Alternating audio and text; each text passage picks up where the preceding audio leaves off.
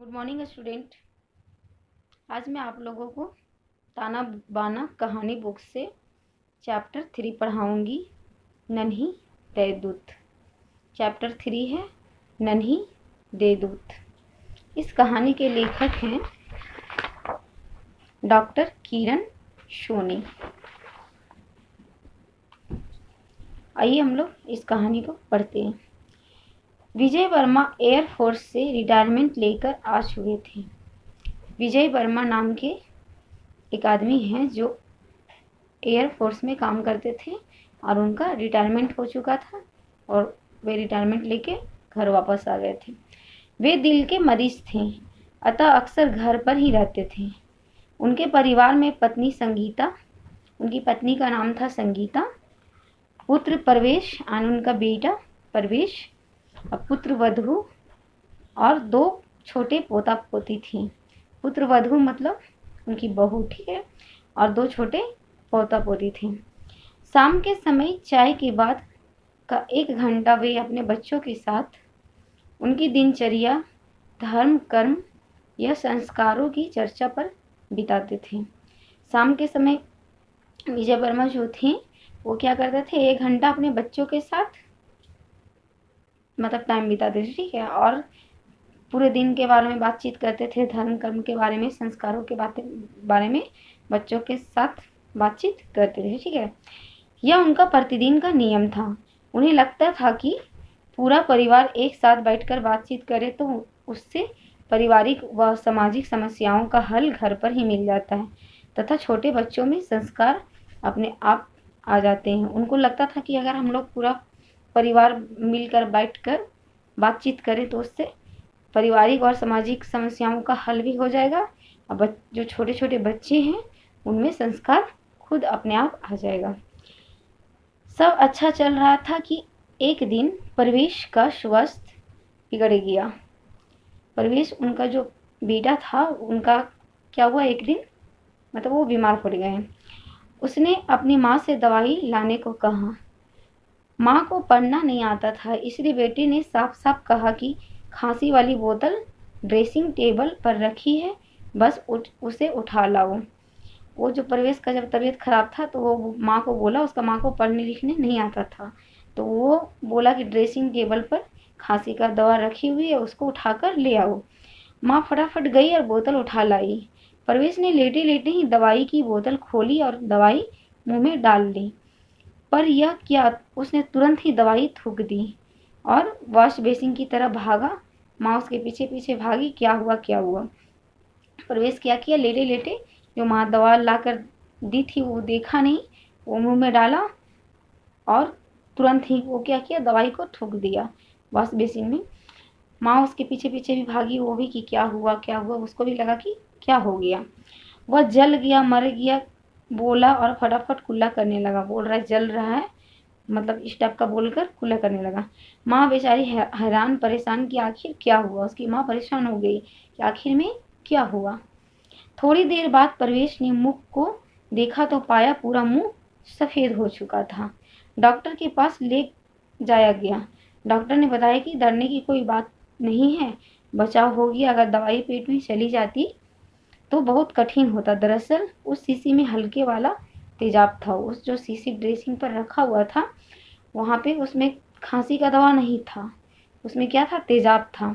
डालते ही उसका मुंह क्या हुआ, जलने लगा था और वो तुरंत कुल्ली करने की वजह से उसमें उसको कोई परेशानी नहीं होगी। डॉक्टर बोला डरने का कोई बात नहीं है, ठीक ठाक था। अब माँ को सारी कहानी समझ आ गई। खांसी की और तेजाब की शीशी एक जैसी ही थी, तभी उनसे यह गलती हो गई।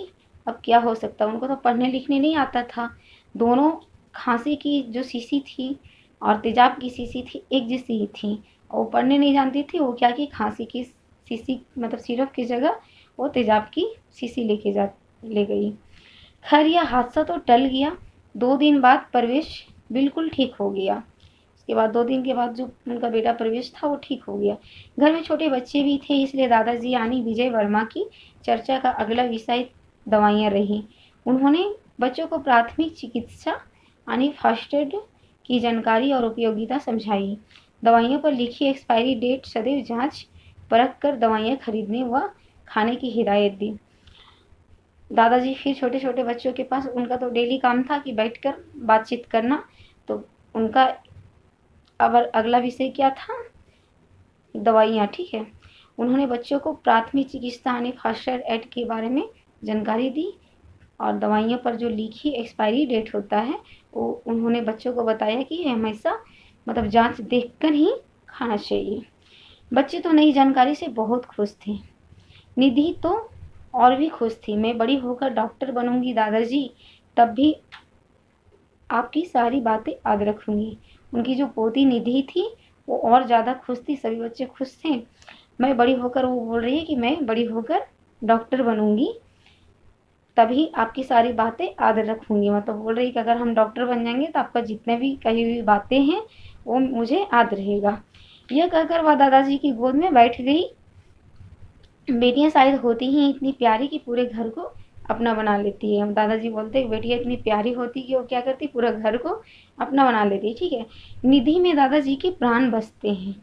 बसे भी क्यों ना, इतना ध्यान रखती वो दादाजी के कि बड़ा व्यक्ति भी ना रख सके। निधि दादाजी के बहुत ज़्यादा ख्याल रखती थी, जिसके कारण में दादाजी उसको बहुत मानते थे। ठीक है, शाम को दवाई देना, खाना खिलाना, चाय स्वयं बनाकर देना उसके प्रिय काम थे। वो दादाजी के लिए शाम को दवाई देती थी दादाजी को, और फिर खाना खिलाती थी और चाय खुद बनाकर दादाजी को वो देती थी। गुड नाइट के साथ दादाजी को दूध का गिलास देना वह कभी नहीं भूलती थी। वो रात के सोने टाइम में गुड नाइट के साथ जब दादाजी को गुड नाइट बोलने जाती थी तो एक गिलास दूध देना कभी नहीं भूलती थी। ठीक है, अक्सर खेल खेल में वह झूठ मूठ की डॉक्टर बनकर दादाजी पर हुक्म चलाती। जब वो दादाजी उसको दवाइयों के बारे में बताएं तो क्या करती थी, झूठ मूठ का मतलब डॉक्टर बनकर दादाजी को पर हुक्म चलाती थी। देखो ये दवाई सुबह, ये दवाई दोपहर की है और ये रात की। बताते रहती थी कि ये दवाई सुबह की है, ये दवाई रात की है, ये दवाई दोपहर की है। 3 दिन बाद दिखाने आना, तब खून की जांच करूंगी। वो झूठ मूठ का डॉक्टर बनकर बोलती थी कि 3 दिन के बाद आना तो मैं खून की जांच करूंगी। ठीक है, दवाइयाँ देती थी और टाइम टाइम से बताती थी और उसके बाद खून की जांच करने की भी बात बोलती थी।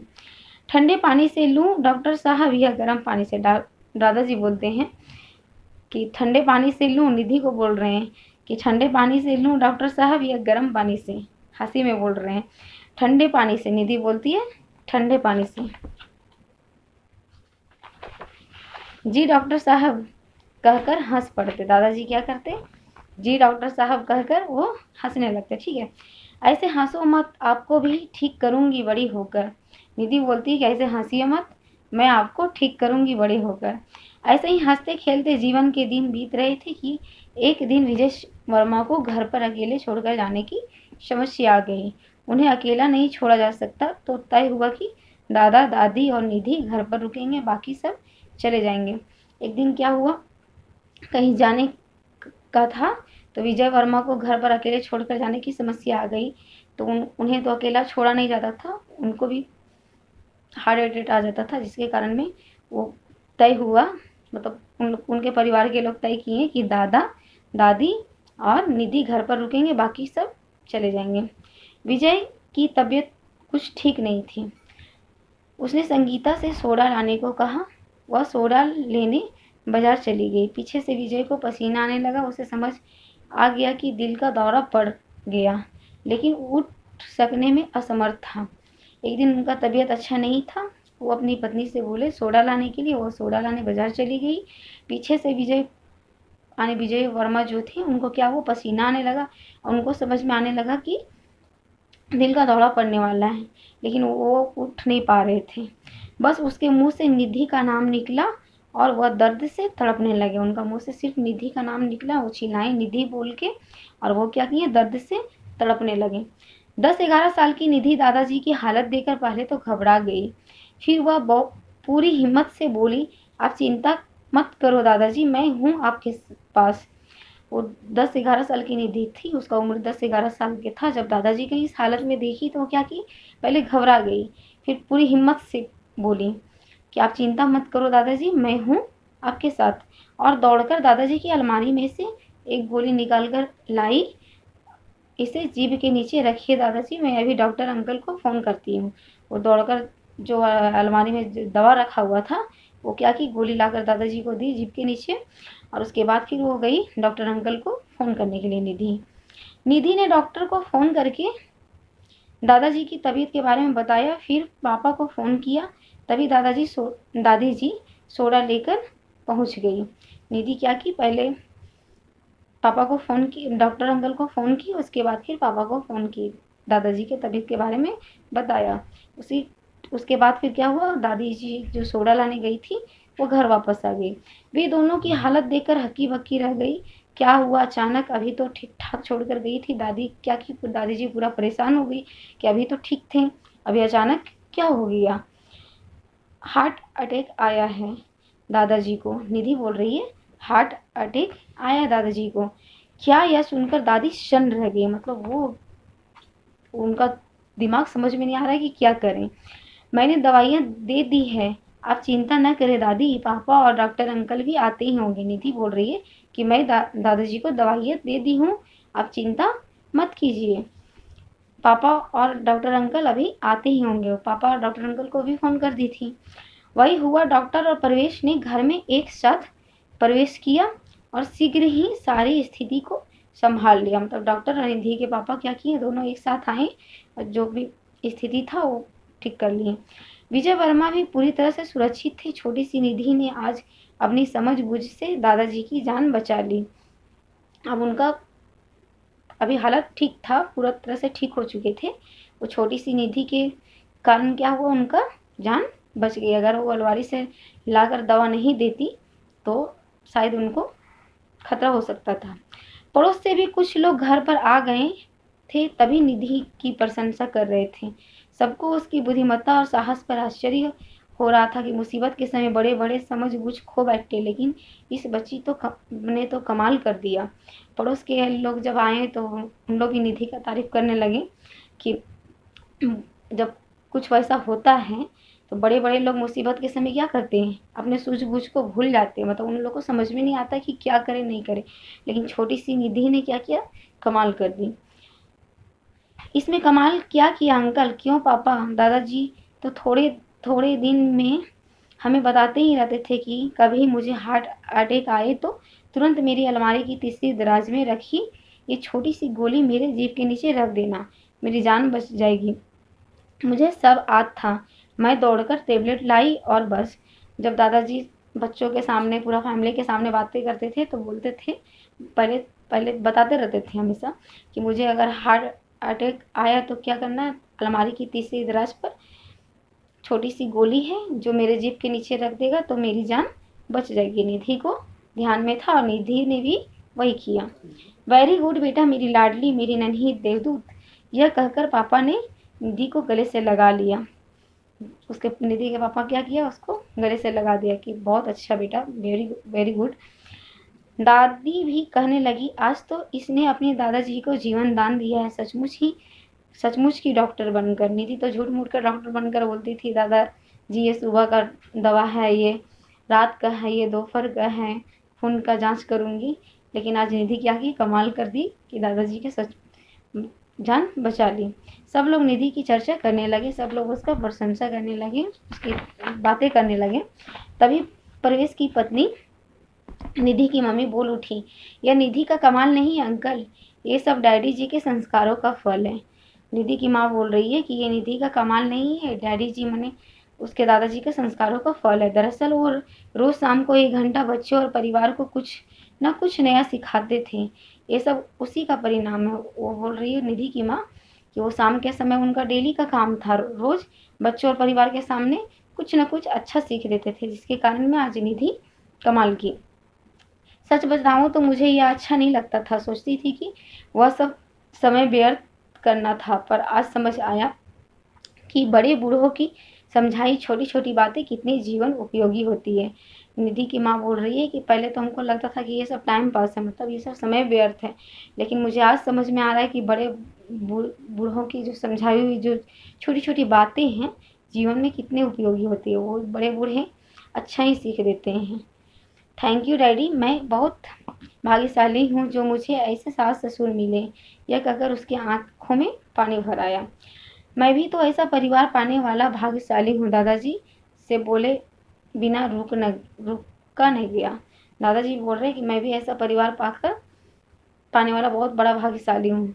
सबकी आंखों में खुशी के आंसू थे। तभी निधि फ्रिज में रखी मिठाई प्लेट में रख कर ले आई। लीजिए आप सब मुंह मीठा कर लीजिए। निधि बोल रही है कि लीजिए आप लोग सब मुंह मीठा कर लिए। वो देखिए कि सभी लोग इमोशनल हो रहे हैं, खुशी के आंसू बहा रहे हैं। तो उसके बाद वो क्या कि फ्रिज से मिठाई लाई और सभी को मुंह मीठा करने दी। अब मेरे दादू बिल्कुल ठीक है। निधि बोल रही है मेरे दादू बिल्कुल ठीक है, मतलब मेरे दादाजी। क्यों भाई, इस नन्ही देवदूत की बात तो माननी ही पड़ेगी। यह सब यह कहकर सबने जोर से ठहाका लगाया और गुलाब जामुन उठाकर खाने लगा। तो पूरा परिवार वहां पे बैठे हुए थे तो बोलते हैं कि ये नन्ही देवदूत की बात तो माननी पड़ेगी। यह कहकर सब लोग हंसने लगे और गुलाब जामुन खाते हुए सभी लोग हंसने लगे। इसीलिए निधि की कमाल के वजह से, मतलब निधि जो अपने दादाजी को जान बचाई, इसकी वजह से ही इस कहानी का नाम नन्ही देवदूत पड़ा है, क्योंकि वो उसका सूझबूझ के कारण ही उसके दादाजी का जान बच पाया। ओके स्टूडेंट, इस कहानी से यह शिक्षा मिलती है कि परिवार के साथ मिल बैठकर अपने अनुभव बांटने से आपसी प्रेम बढ़ता है। अगर हम लोग अपने परिवार के साथ सभी लोग मिलजुल कर बैठते हैं तो इससे क्या होता है, आपसी प्यार बढ़ता है। ठीक है, और बच्चों में संस्कारों का रोपण होता है और बच्चे में क्या होता है, संस्कार भरता है। ठीक है, मतलब संस्कार सीखते हैं बच्चे लोग अगर सब मिलकर बैठकर बातें करें तो, क्योंकि बड़े लोग तो अच्छी अच्छी बातें ही सिखाते हैं। Okay, thank you.